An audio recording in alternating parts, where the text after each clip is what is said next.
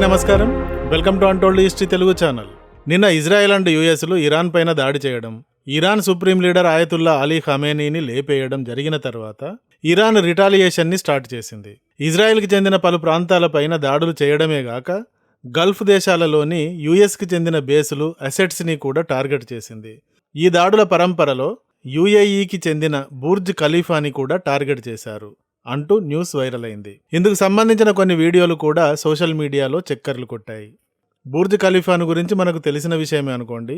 ఇది ప్రపంచంలోనే ఎత్తైన అద్భుతమైన నిర్మాణం. దీని ఎత్తు 828 మీటర్లు ఉంటుంది. 163 ఫ్లోర్లు ఉంటుంది. ఇవి కాక పైన కొన్ని టెక్నికల్ ఫ్లోర్లు కూడా ఉంటాయి. దీనిపైన అత్యంత ఎత్తైన అబ్జర్వేషన్ డెక్ ఉంది. ప్రపంచంలోనే వేగవంతమైన లిఫ్టులలో కొన్ని దీనిలోనే రన్ అవుతూ ఉంటాయి. దీనిలో మోస్ట్ లగ్జరీ అపార్ట్మెంట్స్ ఉంటాయి, ఆఫీసులు ఉంటాయి, అర్మానీ హోటల్ దుబాయ్ ఉంటుంది. బుర్జ్ ఖలీఫా నిర్మించిన తర్వాత యుఏఈని గురించి కానీ దుబాయ్ని గురించి కానీ మాట్లాడితే ముందుగా బుర్జ్ ఖలీఫా గురించే మాట్లాడతారు. ఎందుకంటే బుర్జ్ ఖలీఫా యుఏఈకి అంత ప్రతిష్టాకరంగా మారింది కాబట్టి. సో ఇలాంటి బుర్జ్ ఖలీఫాని ఇరాన్ తన మిసైల్స్తో అటాక్ చేసింది అన్న వార్తలు స్ప్రెడ్ అవ్వడం వల్ల సహజంగానే ప్రపంచం అంతా ఒక్కసారిగా దీని గురించి మాట్లాడుకోవడం జరిగింది. ఇంతకీ విషయం ఏమిటి? బుర్జ్ ఖలీఫా పైన నిజంగానే అటాక్ జరిగిందా? ఏమైనా ప్రమాదం, నష్టం జరిగిందా అంటే అమెరికాకి గల్ఫ్లో చాలా దేశాలలో సైనిక స్థావరాలు, వాణిజ్య స్థావరాలు ఉన్నాయి. యుఏఈలో కూడా ఉన్నాయి. ఇలాంటి వాటిని టార్గెట్ చేస్తూ అటాక్స్ జరిగాయి. 137 మిసైల్స్ అండ్ 209 డ్రోన్స్ని యుఏఈ పైన ప్రయోగించింది ఇరాన్. యుఏఈ అనే కంటే మనకు దుబాయ్ అంటే చాలా బాగా అర్థమవుతుంది. సో దుబాయ్ పైన ఇలా ఎయిర్ స్ట్రైక్స్ని చేసింది ఇరాన్. అయితే బుర్జ్ ఖలీఫాకి సమీపంగా ఎక్స్ప్లోజన్స్, బ్లాక్ స్మోక్, మిసైల్ శిథిలాలు పడటం జరిగింది. వీటికి సంబంధించిన విజువల్స్ బుర్జ్ ఖలీఫా నుండే వచ్చినట్టుగా కనబడింది. ఇలా కనబడడంతో అవి బుర్జ్ ఖలీఫా పైన జరిగిన అటాక్స్కి సంబంధించినవే అన్నట్టుగా మొదట న్యూస్ స్ప్రెడ్ అయింది. కానీ ఇవి డైరెక్ట్గా బుర్జ్ ఖలీఫాని స్ట్రైక్ చేయలేదు.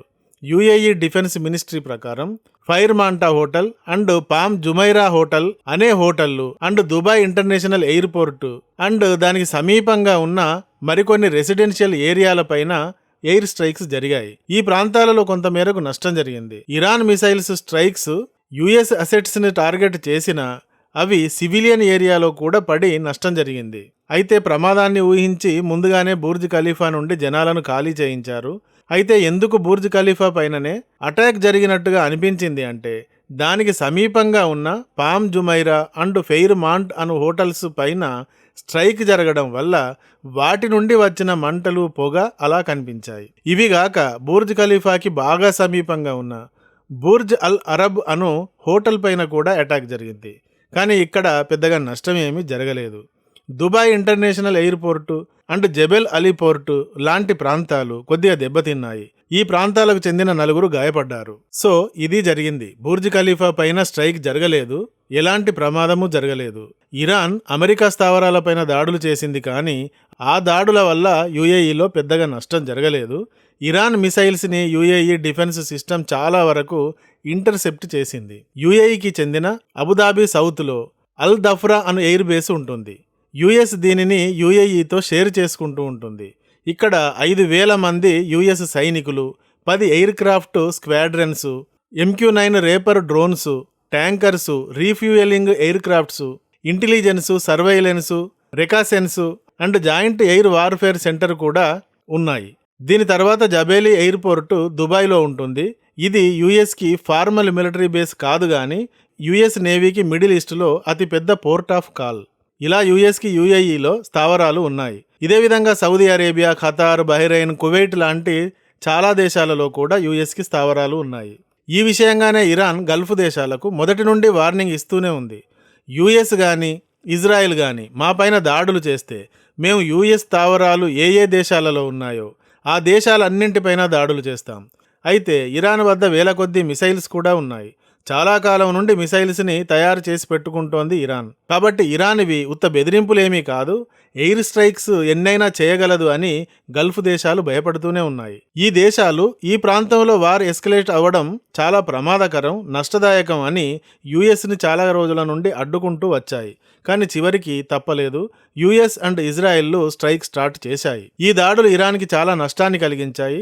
ఇరాన్ సుప్రీం లీడర్ ఆయతుల్లా ఖమేనీతో పాటు Khamenei security adviser Ali Shamkhani, IRGC commander in chief Mohammad Pakpour, defence minister Aziz Nasib Zadeh, chief of Iran arm forces Abdul Rahim Mousavi, Khamenei military bureau chief Mohammad Shiraz అను ప్రధాన అధికారులను Iran కోల్పోయింది. వీరు కాక ఐఆర్జీసీకి చెందిన 30 నుండి 40 మంది అధికారులు చనిపోయారు.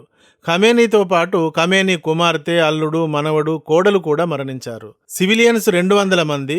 ప్రమాదవశాత్తు మిసైల్ ఒక గర్ల్స్ స్కూల్ పైన పేలడంతో 100 మంది బాలికలు కూడా మరణించారు. ఇలా ఇరాన్కి తీరని నష్టమైతే జరిగింది. ఇరాన్ ఈ దాడులకు ప్రతిగా తీవ్రంగా ప్రతిస్పందించింది.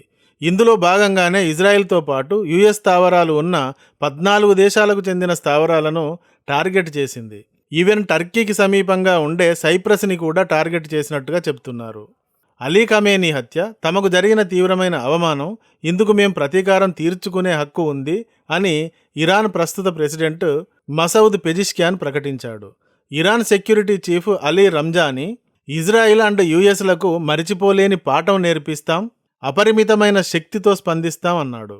ఐఆర్జీసీ ఏమో గల్ఫ్లోని యుఎస్ బేసులు ఎక్కడైతే ఉన్నాయో ఆ దేశాలపైన బహ్రెయిన్, ఖతార్, కువైట్, జోర్డాన్ మొదలైన వాటిపైన దాడులను కొనసాగిస్తాం అని ప్రకటించింది. స్ట్రెయిట్ ఆఫ్ హార్ముజ్ను మూసివేసి ఆయిల్ షిప్మెంట్ని అడ్డుకుంటాం అని కూడా వార్నింగ్ ఇచ్చింది. ఇరాన్ మద్దతుదారులు హెజ్బుల్లా, హౌతీల లాంటి వారు ఇరాన్కు మద్దతుగా తాము దాడులకు దిగుతామని వార్నింగ్స్ ఇస్తున్నారు. ఇరాన్ ఇలా తీవ్రమైన హెచ్చరికలు ఓవైపు చేస్తూ ఉంటే యుఎస్, ఇజ్రాయెల్స్ ఖమేనీ మరణంతో తమ దాడులు ఆగవని, కంటిన్యూ చేస్తాము అని చెబుతూ ఈరోజు 1వ తేదీ మార్చి యుద్ధం 2వ రోజు కూడా దాడులు చేస్తున్నారు.